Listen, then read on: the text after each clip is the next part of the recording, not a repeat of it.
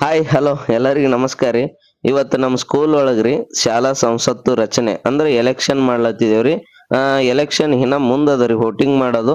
ಆದ್ರೆ ಇವತ್ತ ನಾವ್ ಏನ್ ಮಾಡತ್ತಿದೇವಪ್ಪ ಅಂದ್ರ ನಾಮಪತ್ರಿಕೆ ಸಲ್ಲಿಕೆಯನ್ನ ನಾವು ಮಾಡ್ಲತ್ತಿದೇವ್ ಮತ್ತು ವೋಟಿಂಗ್ ಪ್ರಚಾರ ಕೂಡ ಅಭ್ಯರ್ಥಿಗಳಿಗೆ ಮಾಡಲು ಬಿಟ್ಟಿದೇವ್ರಿ. ನೋಡ್ರಿ ವಿದ್ಯಾರ್ಥಿಗಳಿಗೆ ನಾವು ಅವ್ರಿಗೆ ಒಂದೊಂದು ನಾವು ಸಿಂಬಲ್ ಕೂಡ ಅಂದ್ರೆ ಗುರುತು ಕೂಡ ಕೊಟ್ಟಿದೇವ್ರಿ. ಒಬ್ರಿಗೆ ಪೆನ್, ಒಬ್ರಿಗೆ ನೋಟ್ಬುಕ್, ಒಬ್ರಿಗೆ ವಾಚ್, ಈ ರೀತಿಯಾಗಿ ನಾವ್ ಎಲ್ಲರಿಗೂ ಒಬ್ಬೊಬ್ಬರಿಗೆ ಗುರುತುಗಳನ್ನು ಕೂಡ ಕೊಟ್ಟಿದ್ದೇವ್ರಿ. ನಾವು ಶಾಲೆಗಳಲ್ಲಿ ಇಲೆಕ್ಷನ್ ಮಾಡುವ ಉದ್ದೇಶವೇನೆಂದ್ರೆ ಮಕ್ಕಳಿಗೆ ಯಾವ ರೀತಿ ಇಲೆಕ್ಷನ್ ನಡೀತದ, ಮಕ್ಕಳಿಗೆ ಯಾವಾಗ ವೋಟ್ ಹಾಕುವ ಒಂದು ವಯಸ್ಸಿರುತ್ತೇನೆ ಎಲ್ಲವೂ ಕೂಡ ಪೂರ್ವಜ್ಞಾನಿಯಾಗಿ ನಾವು ಅರಿವು ಮೂಡಿಸಲು ಕೂಡ ಅವರಲ್ಲಿ ಈ ಶಾಲಾ ಸಂಸತ್ತನ್ನ ರಚನೆ ಮಾಡಿರ್ತೇವ್ರಿ.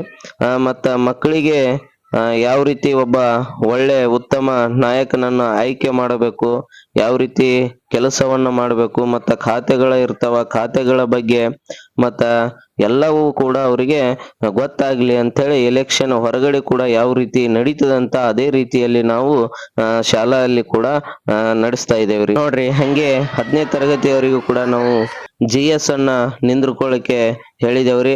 ಅವರು ಕೂಡ ಪ್ರತಿಯೊಂದು ಕ್ಲಾಸಿಗೆ ಹೋಗಿ ಯಾವ ರೀತಿ ಅವರು ತಮ್ಮ ವೋಟ್ ಅನ್ನ ಇಲ್ಲಿ ನೋಡ್ರಿ ಹೊರ ವಲಯದಲ್ಲಿ ಅವರು ಯಾವ ರೀತಿ ತಮ್ಮ ಎಲೆಕ್ಷನ್ ನಿಂತಿರ್ತಕ್ಕಂತ ಅಭ್ಯರ್ಥಿಗಳು ತಮ್ಮ ಬೆಂಬಲಿಗರು ಅಥವಾ ಸಪೋರ್ಟರ್ ಅನ್ನ ಯಾವ ರೀತಿ ತಮ್ಮ ಮತಗಳನ್ನು ಎಳೆಯಲು ಯಾವ ರೀತಿ ಎಲ್ಲ ಮೋಡಿ ಮಾಡ್ತಾ ಇದಾರೋ, ಏನೇನೋ ಆಶ್ವಾಸನೆ ಕೊಡ್ತಾ ಇದಾರೋ, ಸುಳ್ಳು ಭರವಸೆ ಕೊಡ್ತಾ ಇದಾರೋ, ಏನ್ ನಿಜವಾಗ್ಲೂ ಖರೆ ಭರವಸೆ ಕೊಡ್ತಾ ಇದಾರೋ ಎಲ್ಲವನ್ನು ಕೂಡ ನೀವು ಇಲ್ಲಿ ಗಮನಿಸಬಹುದ್ರಿ.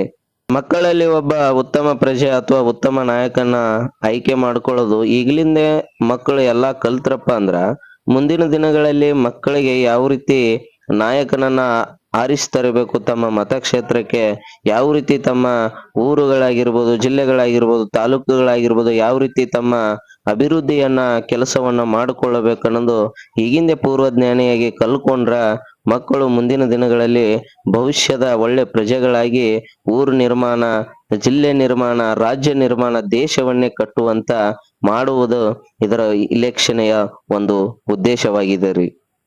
ಎಲೆಕ್ಷನ್ ಅಂದ್ರೆ ಎಲ್ಲವೂ ಕೂಡ ಯೋಗ್ಯವಾಗಿ ನಡಿಬೇಕಂದ್ರ ಅಲ್ಲಿ ನಮ್ಮ ಪೊಲೀಸ್ ಸಿಬ್ಬಂದಿಯವರು ಕೂಡ ಬೇಕು.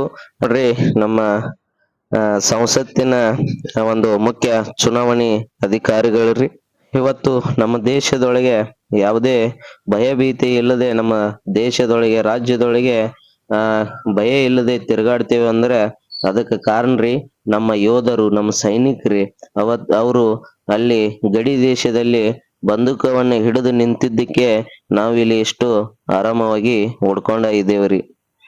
ಒಬ್ಬೊಬ್ಬ ಅಭ್ಯರ್ಥಿಗಳು ಒಬ್ಬೊಬ್ಬರಾಗಿ ಬಂದೆ ತಮ್ಮ ಬೆಂಬಲಿಗರ ಜೊತೆಗೆ ಅವರು ನಾಮಪತ್ರಿಕೆಯನ್ನ ಚುನಾವಣಾ ಅಧಿಕಾರಿಗಳಿಗೆ ಸಲ್ಲಿಸ್ತಾ ಇದ್ದಾರೆ. ನೋಡ್ರಿ ಒಬ್ಬೊಬ್ಬರಾಗ ಯಾವ ರೀತಿಯಾಗಿ ಬಂದವರೆಲ್ಲ ಅಭ್ಯರ್ಥಿಗಳು ಚುನಾವಣೆ ಅಧಿಕಾರಿಗಳಿಗೆ ನಾಮಪತ್ರಿಕೆಯನ್ನು ಸಲ್ಲಿಸ್ತಾ ಇದ್ದಾರೆ.